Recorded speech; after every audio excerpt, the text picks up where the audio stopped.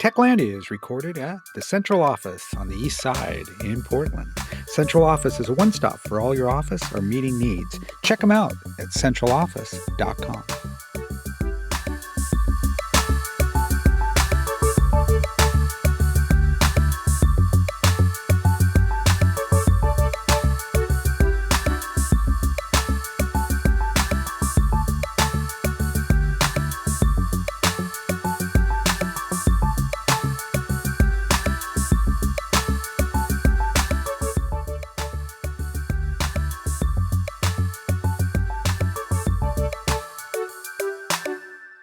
Welcome to the latest episode of Techlandia, Tau's regular podcast series. I'm Skip Newberry, President and CEO of Tau.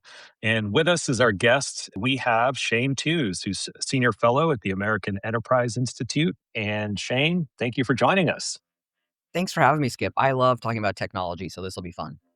Awesome. And this is like a sweet spot favorite of mine, right? Technology and policy. So let's dig in. As most people know, I like to start with a question about tell us a little about your professional journey. How'd you get started? What kind of motivates you? And if you can bring us up to your current role, that would be great.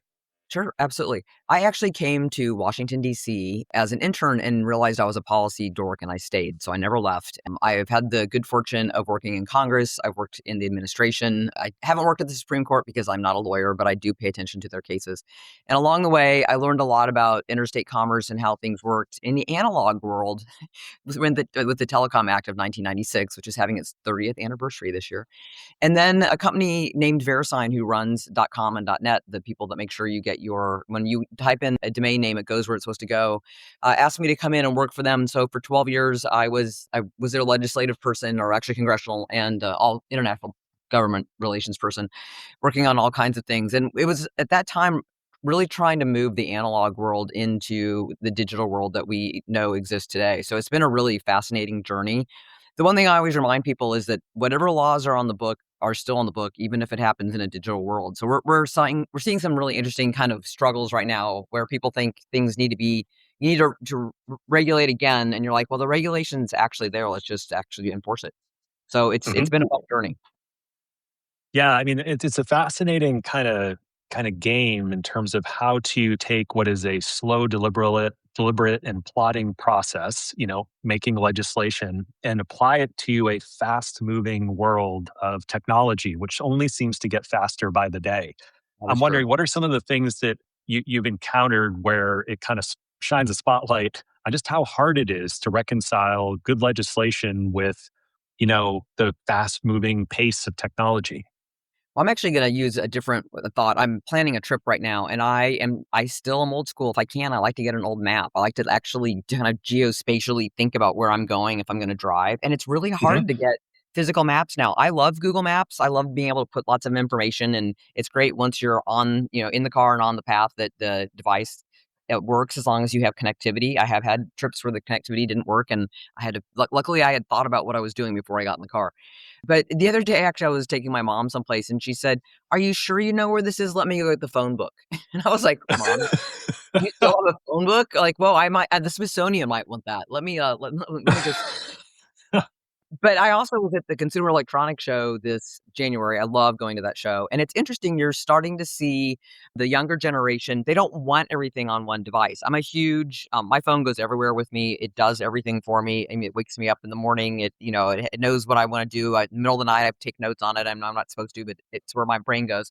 And you're seeing the resurgence of music players and things like cameras that are not connected because they want to be able to have an experience that is solo and not always have that omnipresent, thing that's going on in the background with your phone. So we are seeing kind of some interesting sociological things go on with all the information that's so easily available, which is one of the great things the internet did, is it's brought forward information that before you had to, I actually went to the library today, but you used to have to go to the library. You had to have access to information in a different form factor that now you don't even have to ask Google. You can ask Gemini, you can ask, the bot, and it'll write things out for you. And it does amazing things. So now we've got to figure out how to manage that as a society. So we're having a lot of conversations about that.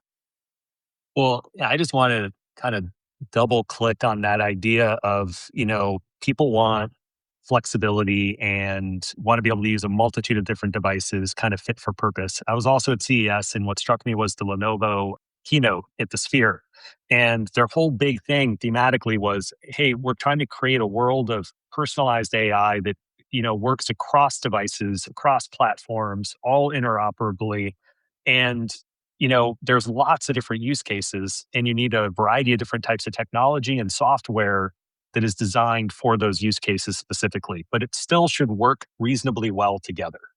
And it was pretty clear, given the number of large tech companies that were all part of that announcement, just kind of where people's minds are right now in terms of what they're building toward in that future. I'm wondering if, in terms of what you're seeing in DC legislatively, is that reflected in legislation that you're seeing and tracking right now? There's concern. I would say a lot of it, they'll say the words artificial intelligence before they say the next whatever is going to come forward, but it isn't all necessarily AI driven. I mean, we have different reasons that there are concerns about information flow. I like to call it data. We have privacy is a feeling, it's an emotion, and I know we don't have a national privacy bill, but I do think we are at a stage now where we need to think much more about data protection and where the data is flowing. Often it isn't the first person you put the information to. So let's use your Lenovo. I buy a Lenovo device. It wants me to fill out the warranty information. And then in there is probably going to be a click button that says, can I allow them to share information with third parties? Those third parties are quite often where the bigger challenges start. That not only from a deluge of marketing, but that's where you get a lot of cyber criminal activity is once you no longer have control over that kind of first person, the one-on-one relationship. And the consumer doesn't always know where the leak happened. And we're seeing we've had a lot of data challenges in the last year, not only, well, I mean, it kind of like every level of both industry and the economy. So we need to get a hold of that just so people feel comfortable using technology. Yeah, that's a really important point is that, interoperability is great, but there needs to be a certain amount of vigilance and awareness on the part of the consumer, the end user of, where exactly is your data going and when are you crossing into a different platform with your data and what are the terms, how have they changed? And I'm wondering, as we think about some of the hot button issues in DC right now, obviously there's a focus around data privacy that's been ongoing for a while. AI continues to be a hot button topic. What are some other areas of legislation that are kind of top of mind for you all right now? We've had an omnipresent situation with child online safety, which has been a challenge, not just recently, but for decades. And that is that, again, that great information flow. I'm a big supporter of freedom of expression and the First Amendment. But so you decide, where does the line go on that, and where is the Mhm. responsibility of, in a lot of cases, an adult parent who is allowing a child to have a device that maybe some of the things that flow on that device are not necessarily child friendly. And so where do you kind of, put the gating mechanisms on that? So there's been a lot of talk about that, and we can get into that a little deeper. And then the other thing is just, just with general mechanisms, like kind of where do you find the control? There's certain things that I'm like, do I really need to have an app on my phone that I can do that if I could just walk across the room, especially in the kitchen? There's a lot of things in Mhm. the kitchen. I'm like, shouldn't I be closer to it if the heat is on? But, so those I always kind of worry about, but I'd say the child online safety one is one that, it's been front and center and we're having a lot of conversations. But the key for me on any of these is that you should regulate the output, not the income. So what I mean by that is you need to think about it from really a first principles thinking. What is it I'm trying to get accomplished? Is it a safety mechanism? Is it a responsibility mechanism? Is it, something around transparency and accountability? But the tech is always going to be moving forward. The all parts of it evolve, and especially apps. The Mhm. app that you download a lot of times is not the same app that you continue to use months or years later. So where do you put the responsibility element to make sure that you are getting what the outcome is you're concerned about, that responsibility or the ability to negate, information flow? Don't do that as actual technical language in a piece of legislation. You need to be thinking about that from a responsibility perspective and, working with the industry. And the industry has been they've been very collaborative, but they're not all in the same place. Yep. Yep. Yeah, it's like we see this a lot at the state level with legislation. It's like you want legislators to focus on the behavior that they either want to see or prohibit. Right. as opposed to, being too prescriptive around and detailed around certain types of technology, which to your point are constantly changing. There's no way that legislation's going to stay relevant at the pace at which the tech is changing. And to your point, like apps change once you downloaded them. So what are some of the issues around legislation that's pointing towards, well, it'd be a lot easier to kind of centralize regulation in a single point source, right? Like, let's go to the app store. Why don't we just start there? What are the challenges with that type of an approach? Yeah. So one thing I do want to point out that if you go to the AEI website, I wrote a parental controls guidebook actually the very tail end of 2024, and then I updated it in December of this year. So Mhm. the things we're going to talk about, I do have a point by point. How do you do this? Because a lot of times, what I was hearing from staff was, well, this device should do this or this device should do that, and I'd say, it actually does. You do have these controls. You have to actually enable them. So I just Yep. want to let you know that's there. But really, what we've been talking about is the application level age verification and parental controls that you can enable. There's family accounts now, so Apple has really been pushing to say, make sure that parents, have control over what their kids are doing. So they're putting a device in their hand, but they want to make sure that the whole family is making an informed choice about the specific products rather than just relying on that initial gating mechanism of I bought an iPad for my child and now the operating system is going to decide what the child can or can't see. Parents Mhm. have that ability to assess the particular apps that are, suitable for their children. And they also do it by not necessarily having to give the date of birth because again, we're worried about, too much, too much data being collected by these companies. So how do you do an age signal? And we've been doing that forever, when we surveys or when you're just marketing people have been doing it saying, are you, where are you on the scale? So I know where to market you. Now we're taking that same idea of saying I'm between, 30 and 45, but we're lowering it to say I'm a child of a certain age and then deciding what we think kids of that age should have access to, but not the legislators, the parents should be the ones that are deciding that. Mhm. And do you think in any respect, like taking kind of so playing devil's advocate, do you think parents are equipped enough to be able to make those decisions? Like what would you say to someone who's like, well, parents are, they're dealing with a lot, and do they have enough time to pay attention to, say, terms of service? Yeah, terms of service are tough everywhere. I'll say that. I always said we had emojis when you go to click on something. It basically tells you with a couple pictures what you're doing. I think that'd be a lot easier. I've been bringing Mhm. this up for 20 years and no one's taken me up on it yet, but maybe it'll happen. Lawyers. But That's but why. right. I worry again, even with the if we oversimplify and say there just should be one terms of service on the initial, application of the device, it's a false sense of security. So operating systems, Mhm. app stores are distributing channels and they each have a gateway, but they don't control what happens once a child is inside the app. So they don't create the in-app features. The algorithm is not being created by, in this case, the Android operating system or Apple. It's being done by the app that they're downloading, the gaming app. And you also have to think about how kids use their phones. So they Mhm. may have a messaging app, they may have a short form video platform, might have a fitness tracker on there, or this is what I hadn't thought about till somebody pointed it out to me was a restaurant delivery app. They're all on the same device. And it's one thing for your kid to get something from Chipotle, they know you've given them access and they're allowed to use your credit card. But if they all go through the same app store, then everybody is going to need to do an age gating mechanism. And the restaurants that don't serve alcohol, they don't need to know that information. But we do need it at a capability if there is a restaurant that does, let's say, it's at a Mexican restaurant and they're willing to, send Modelo home with those really delicious tacos on Tuesday, that the person who's making that delivery, they have age signal to you that they are of legal age. So those kind of things, the restaurant app is just one, element, but treating them as interchangeable because they share an operating system really misses the entire point. Yep. Yep. Yeah, and in terms of, what you've seen, are there certain states that have kind of moved independently of federal legislation into this space? And are there any, like, cautionary tales?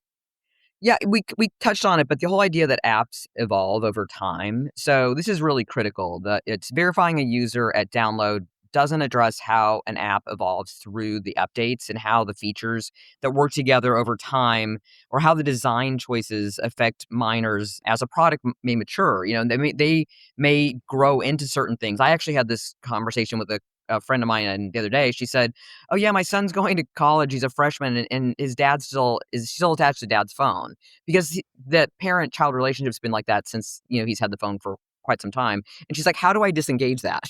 He kind of like his Hmm. dad to stop following him now that he's on a college campus.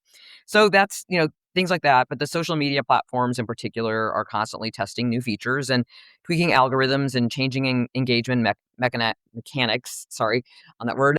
And I work actually very closely. I'm fortunate. One of the things working at a think tank is a lot of these people like to talk to you, and they'll come talk to you about features ahead of time. And I've had the good fortune to see things kind of before they go to market, and we'll have some very candid conversations and about concerns that not are only in just child online safety, but it might be something in the LGBTQ community, or something that you're like, I just don't want my that information shared with my partner all the time if you share devices. So how do you gate for your own privacy around information? And those are the kind of things that most legislators are not thinking about. They're thinking about one particular issue they think is a problem, and they're going to use that hammer to on all apps, even though there's multiple apps, especially women's health. There's a lot of things in the women's health area that you might want to share on device, but I necessarily don't want that to be, every app on my device needs to know the things that are going on in my life from a female health perspective.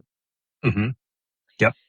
So that's just part of what, educating. And I think even though I know a lot of people feel like this hasn't gone fast enough, I do think that the education has been good for everyone to learn more about the devices they have. And I know I every once in a while turn on my phone and realize there's a bunch of things I probably should be using that I'm not, that would make my life easier. I just need time to figure out how to enable them. It's true, and it's one of those things that if you're actually through legislation and through norms, kind of encouraging people to be more vigilant and take the time to pay attention to what they actually downloaded onto their phones and learn a little bit about the parameters in which they're using them, I think we're all better served for it. And so, I mean, assuming that people don't read anything and aren't going to take the time is not necessarily great public policy. It's like, how do you provide incentives and using carrots and sticks? And I'm wondering, are you looking at examples internationally at all in terms of like what you're tracking? Like, are there things happening in other countries? Many people point to, especially around data privacy, point to Europe, right? Is sort of an early mover in certain types of regulation when it comes to data.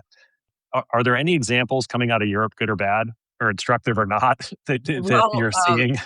there's a couple things there. One, people will point to the UK, especially for children, and you get the challenge of you end up collecting too much information to make a singular point, which is if you just really want to know the age of the child, there's a lot of information they're looking to collect, and that becomes a honeypot for a cyber criminal activity. People, always, they don't believe me when I tell them this, but you'll say, like, your child's gonna apply for college, and you might want to get a scholarship. And when you go to do the financial paperwork, find out that somebody in Florida has a mortgage under your child's social security number. And I actually received something 2 days ago from it was IRS paperwork that the Department of State thinks I have a very large grant that I have never received. So, Wow. there's I mean, it sounds crazy, but now, I've got to go make sure that everybody knows I really didn't get that money so I don't have to pay any taxes on it. But it's more damaging. And that's one of the reasons why they love children's information is it's clean. So it doesn't Mm, have you and I have a credit history, and that makes a lot of decisions on, that's a gating mechanism on things that we may or be able to do or not do. But that has evolved throughout our lifetime.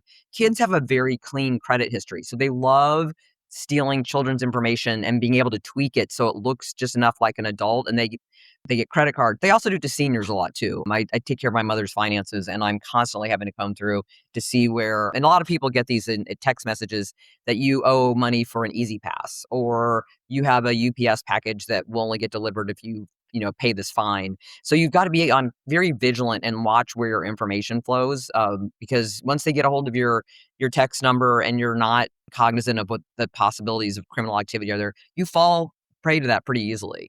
So those are, the kind of things that we need to be, thinking about as well when it comes to that information. The other thing when you mentioned Europe is the GDPR, which I'm slipping right now on what it's their Privacy Act. The combination of the GDPR, which was that everything is private unless you make it public, doesn't actually fit now into this world where they want to gather all of this information to make decisions on digital devices, as well as the GDPR, the Artificial Intelligence Act, their Digital Services Act, their Digital Marketers Act, and their Data Act. You can't comply with all five.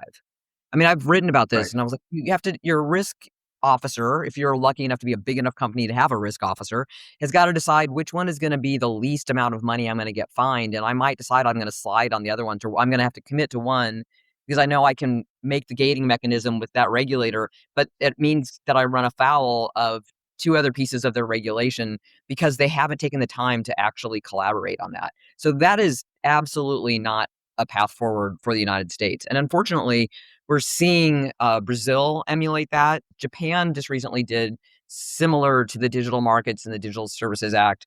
It's a little more thought out. I wouldn't say I still am in favor of it, but it's the least damaging of all the ones that are currently evolving in the global sphere.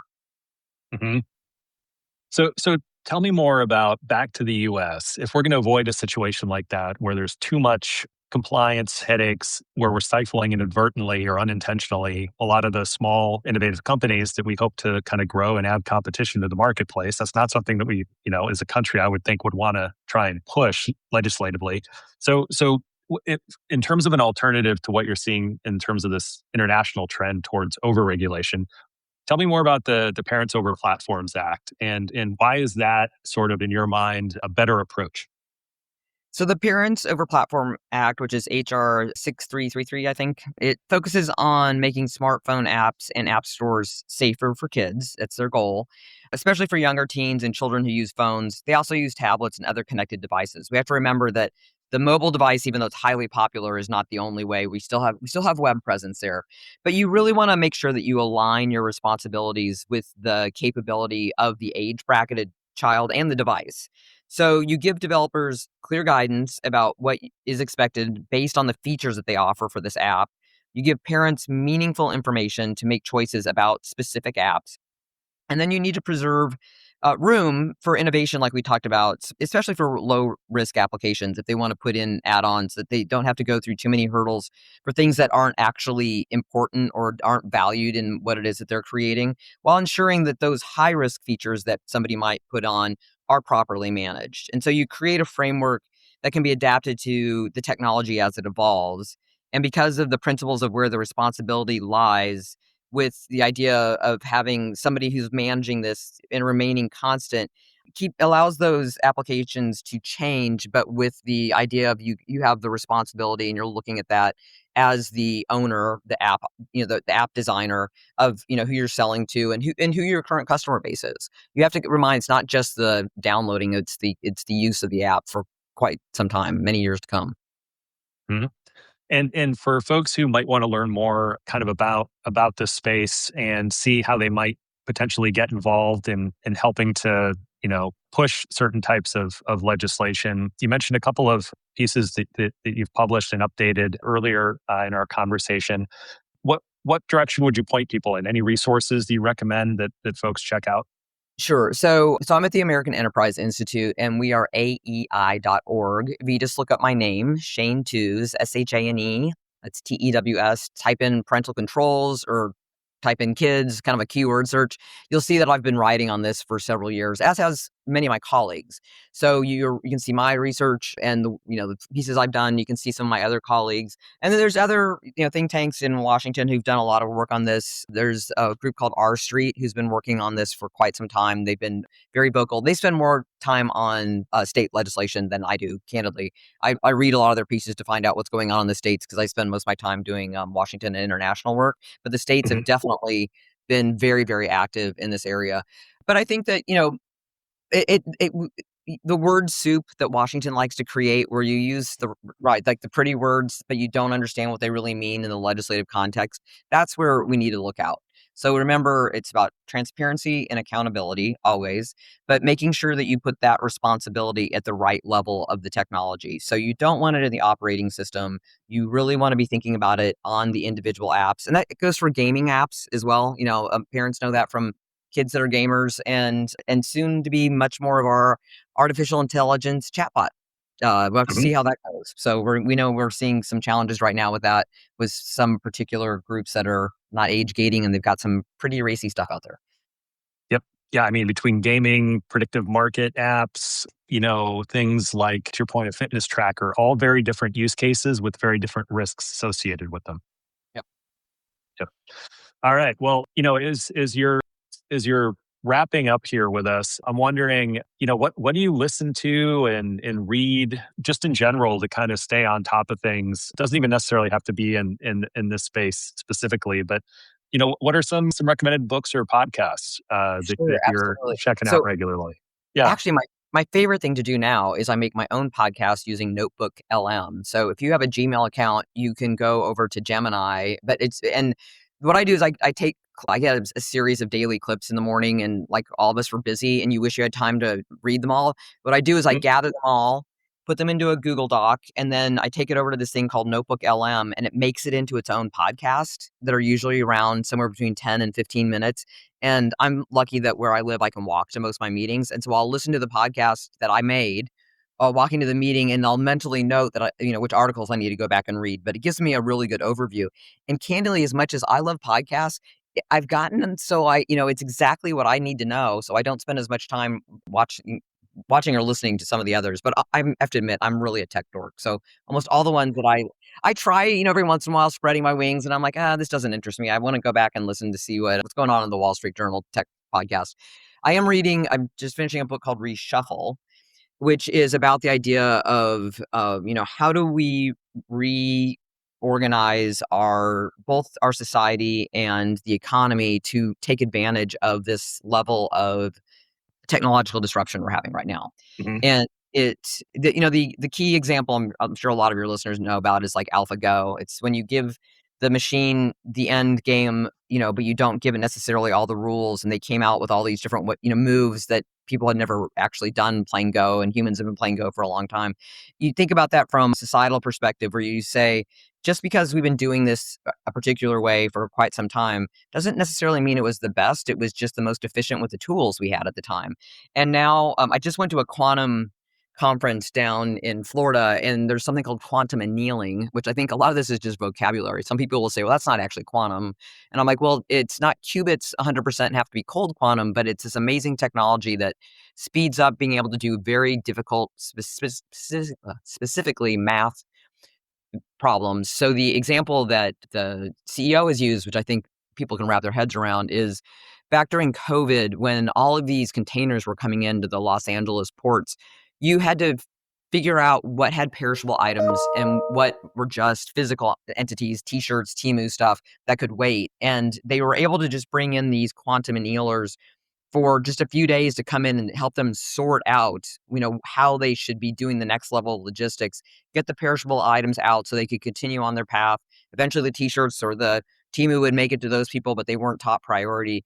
And they do that for scheduling of airlines. So you think about the situation where, especially this most recent storm, where you've got the physical equipment of the airplanes, you have the crew, and you have the customers who are not always in the right place at the right time. And how do you best relayer that system as you're having storms move across the United States? So you're seeing a lot more of this early level quantum and use of quantum.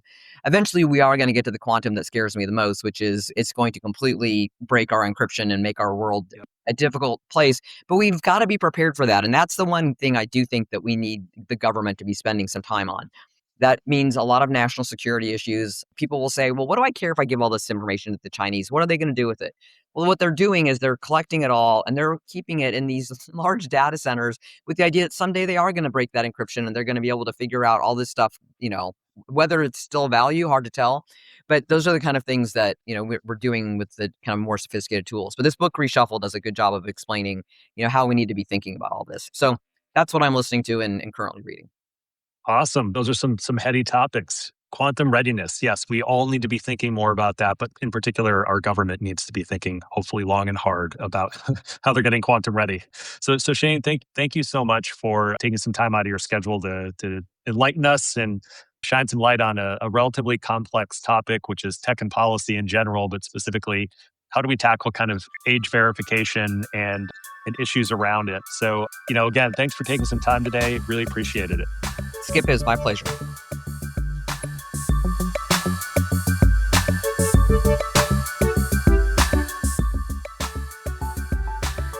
That's a wrap on this episode of Techlandia, the podcast, where innovation meets insight.